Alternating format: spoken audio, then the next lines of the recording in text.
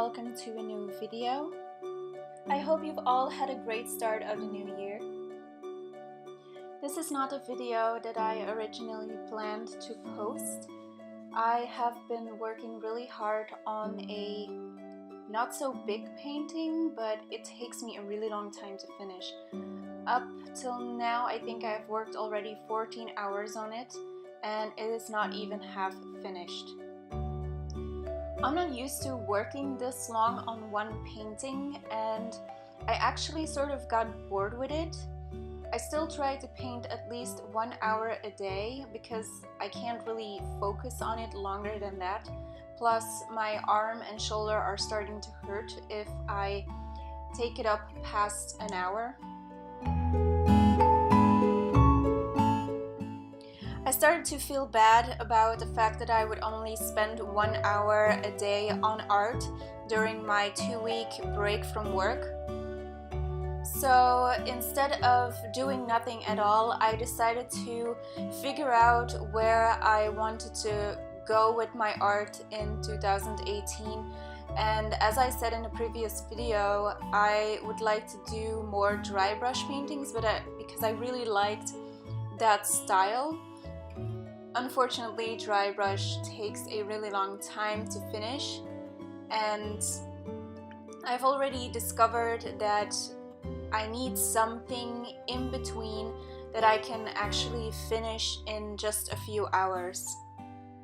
So while I was thinking of all the pieces that I wanted to do in dry brush, I also came up with a couple of standalone pieces for Valentine.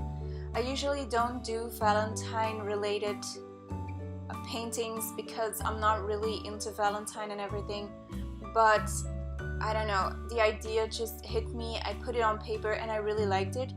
So there are now 2 small paintings in the running. My initial idea was to make these paintings with watercolor, but since I had so many gouache lying around, I decided to do it in gouache. And the reason for that is to force myself to actually use these paints because, I don't know, I just have a really bad experience with these paints. We always had to buy these for school, like when I was between the age of 6 and 12 or 14, I guess. And I don't even remember ever using them. I think maybe because it was so traumatic that I just blocked it out of my mind. But I know that I've used it because every time I open these paints and I smell them, it takes me back to my childhood, and I'm like, oh my god, no.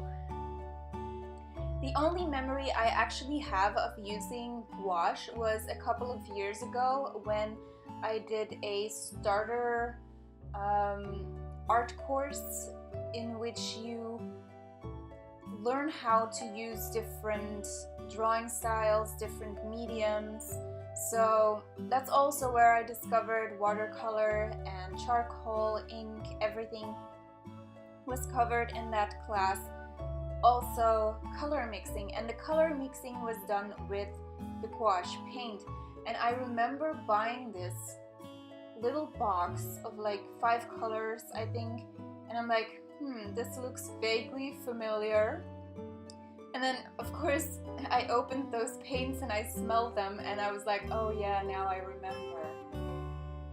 So most of the paints that I am using for this palette are quite old, and you will see it with this black. Oh my god, that was hilarious. I have no idea what it was, but immediately I was reminded of this horror movie called Splinter. It was just a scene from that movie. There were spikes coming out of the paint. I have no idea what caused this. I think maybe a year ago, or maybe 2 years ago, I discovered that gouache is kind of like watercolor. So I decided to put these paints in a palette the same way I do for all my watercolors. And that way I don't really have any excuse not to use them anymore. I have also looked at what other artists created with gouache, and I do really like the end results. So I am definitely going to give this a try for the two paintings I have in mind, and those are the videos that you will obviously see next. There are 16 colors in this palette, and you can find a list of all the colors I am using in the description below. There is no brand listed on the palette itself, so just find a cheap one. I know this one was quite cheap, I think it was like €8 or something. And I also created like a color swatch where I can see what the actual pure color is straight out of the tube. So I can use that as a reference, and if any of the colors is used up, I know which one to buy extra for. The paper I've used here is Fabriano watercolor paper, and I've cut it so that it fits nicely into the lid of the palette. In the next video you will see me use this palette, and I will also explain a little more on how digital drawing changed my way of working.